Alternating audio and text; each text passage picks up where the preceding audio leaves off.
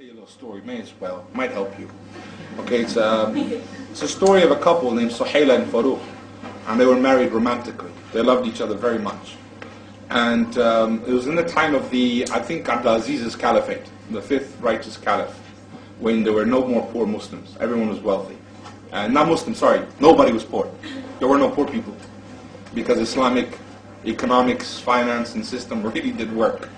Anyways, think of a romance like that. Suhaila and Farouk are married, they're together for 3 months, the call of jihad is made, Farouk has to take off and disappear. He is your little bit of money, about 3,000 dirhams, and says to her, make do with this for 3 months, I'll be back in 3 months. There's a treasure chest of 30,000 dinars, which is equivalent to 2 million pounds in his house, and he says to her, don't touch that, it's amana. I'll be back in 3 months. Because that's what they did, the soldiers would go and come back. 3 months went on, 6 months went on, 9 months went on.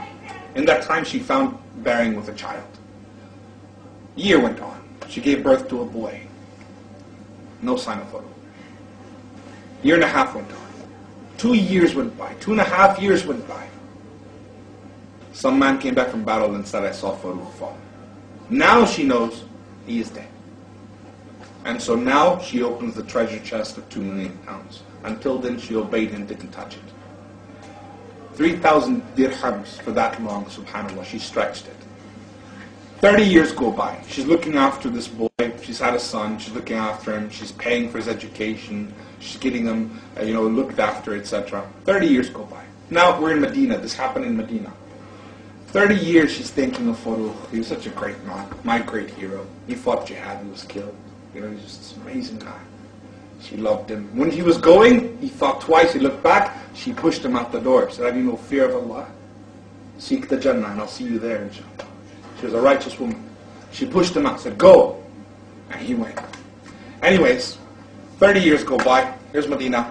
Let's leave the country. Google Earth. Go all the way over to China. Okay? We're on the outskirts of the Muslim lands. We're in China, on the borders. Back down onto the earth. Nighttime, fire camp. Army soldiers defending the borders of the Muslims. And amongst them is a man sitting on the bridge. And he is doing what's called revert, protecting the soldiers while they sleep. And he's having a lookout. He's looking up at the stars, the sky, he's feeling a bit romantic, and he's feeling a bit of love with Allah, and he's thinking, all of a sudden he remembers he has his wife he was married to. I wonder how she's doing. What happened? Did she marry on? Did she die? Did she move on? Is she there? Thought starts going mad. 30 years of this jihad for the sake of Allah, and he marched on, and he was never killed in battle. For anyone who thinks battle will take your life, 30 years this guy's still alive. It's Farouk, out on the outskirts of China. When he went, he couldn't stop. The sweetness of defending the ummah and working for Allah, he couldn't go back. He's on the outskirts of China, but now the thoughts. He's older, he's wiser, he's just not that young, passionate man anymore. He's thinking, my wife, my wife, my wife. That's it. He takes permission from his commander in the morning, hops on his horse in China, he's riding like the wind all the way back to Medina. The closer he gets, his heart is pumping, man. He's going mad. He's going through the Persian route, the Silk routes. He's coming all the way back through Iraq. The closer he gets, the more mad he goes. What if she's not alive anymore? What if she's married again? All these things are driving him insane. He gets to the city of Medina. Before going mad in love, running back to his wife, he remembers the sunnah of the Prophet. He's a righteous man. He doesn't just go home. He goes to the masjid to pray his 2 rakats. Because that's what you're supposed to do when you come back from a trip. He went to the masjid Nabi, prayed 2 rakat, saw it was time for Asr, but what's the point going home? I'll wait, pray Asr, and go. While he's waiting, he notices the scholars of Medina. Keep in mind, this is the time of Abdulaziz, subhanAllah, the ulama, the knowledge, Allahu Akbar, the tafsir, the stories. And they're sitting in different patches, and people in white gathered around them. The scholars looking beautiful, mashallah. One of them shined out of all of them, Sheikh Abdul Rahman. He was one of the best knowledgeable people you can imagine. Sheikh Abdul Rahman is the most eloquent of speakers. He's amazed by him. Adhan, Asr, Salah, finished now, right, going home. He's rushing home. As soon as he gets to his house, when he gets to his house, he noticed another man going in. He's thinking, what's happening? And he flips out. He's an Arab. He's got ghira. He's got jealousy. He said, hey, He goes to the man, grabs him. This is my house, it's my house. They get into a fight. The city comes in, people gather around. They're like, hey, leave him alone, it's his house. And he's like, I am Farouk, this is my house. Inside the house is an old woman. And she's sitting there. And she hears the sounds. Could it be? No. She covers up, she runs out, and she sees him. She shouts, this is my husband Farouk. Leave him alone. He's been away in jihad for 30 years. Only now he's here. People began to weep. They realized it. Farouk and Suhaila embrace in love. And they're together and they telling stories. They run inside. Now they're laughing, they're joking, they're crying. Everything's coming out. Oh Farouk, I'm so much older than when you left. I was young and beautiful. And he says to me, Suhaila, you're the most beautiful. Because he loves the fire. Because he loves the fire. And he's in madly love with her still. And he's there embracing and they're weeping together. Finally Farouk starts to get to his senses and he goes, oh Suhaila, there was a treasure chest. I left. 2 million pounds in it. 30,000 dinars. What happened? Suhaila said, Farouk, let me ask you a question. Did you go to the mosque? She knows he did. She's wise. They're pious. They're religious. It's the sunnah.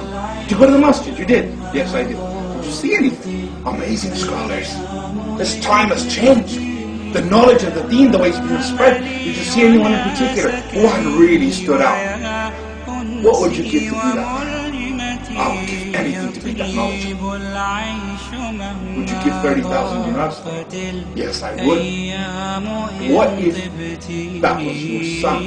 And he said, even more. And he said, that's your son, Abdurrahman. His son was the best scholar of Medina because it was halal money and she spent it all instead of shopping online. She was raising her son in the best Islamic education. 2 million pounds she spent in that time. That much money on his education. And today, what do we spend on Islam? Farouk and Suhaila, she said, that's your son. Farouk goes mad. He comes out the house screaming, oh, Sheikh Abdurrahman is my son. I am Farouk. And he's just dancing, you know, he's excited. Abdurrahman comes, they call him, they say, what? He says, I am his son. Where is he? The man says, I'm Sheikh Abdurrahman.